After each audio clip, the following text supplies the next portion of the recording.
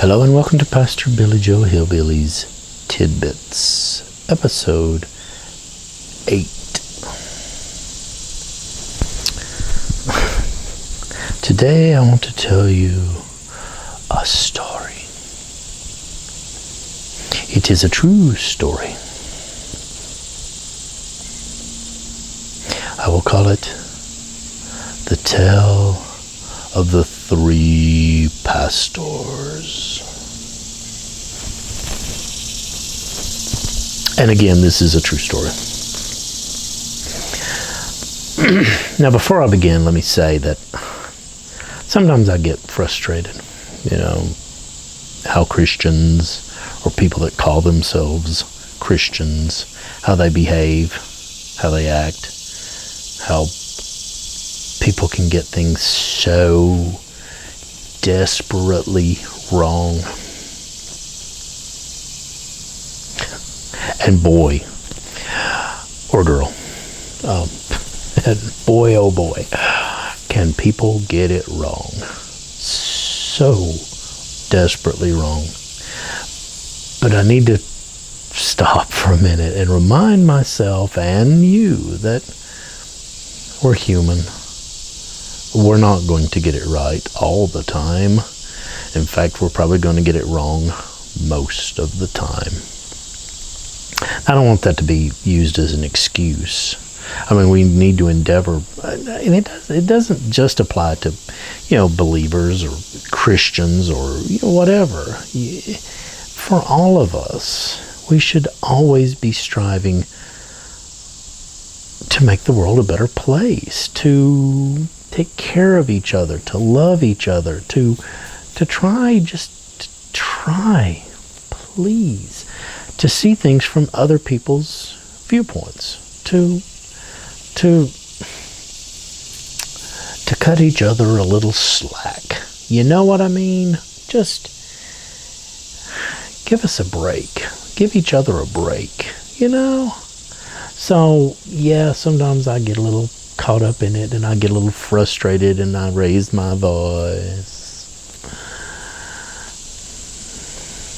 But we're all human, It's not an excuse. It's just a simple fact. We be human. But this incident did have quite an impact on how I felt about things.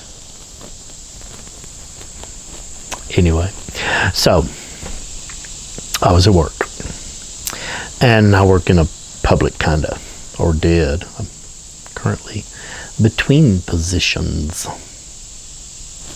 That position,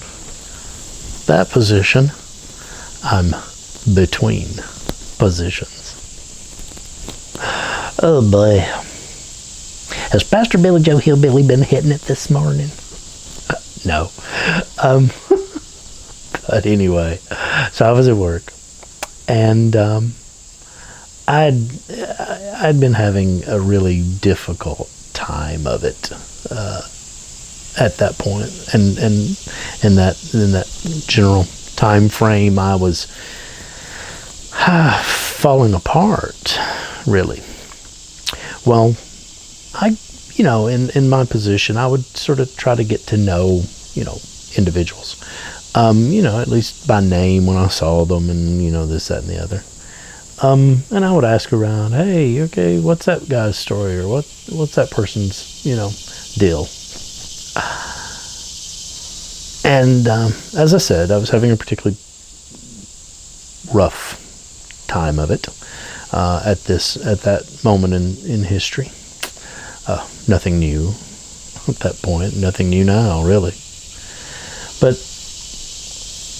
on that day, and this actually did occur in one day,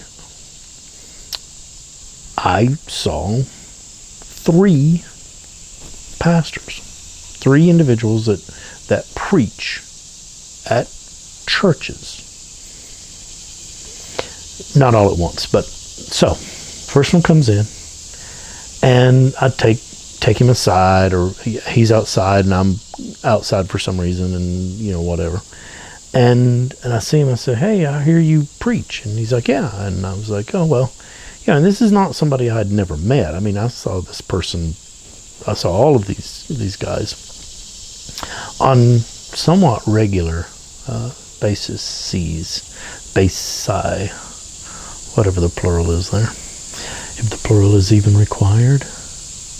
Anyway, so I saw him outside and I said, hey, man, please pray for me. I've been having a really hard time lately. I can't go into it here because I'm at work, and obviously I'm standing here, so I can't go into it, but please just pray for me. I really need your thoughts and prayers. And of course it was the standard, oh, of course, I mean, goodness knows, and etc. Yes, and please, and hallelujah, and if you need something, let me know. Later I saw another pastor and went through the same thing. And it was the same kind of response. Well, yeah, please, if you need anything, let me know.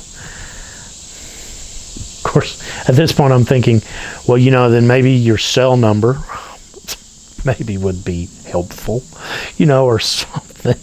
Maybe you tell me how to reach you, because otherwise I just have to wait till you happen in,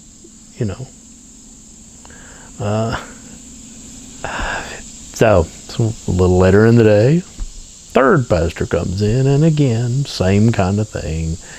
I've just had a hard time lately. I just need your prayers and, your thoughts and whatever. And he's like, well, what about now? And I'm like, what? Can I?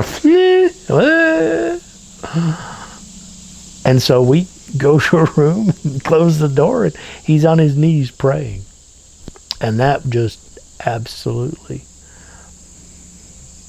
beautiful thing.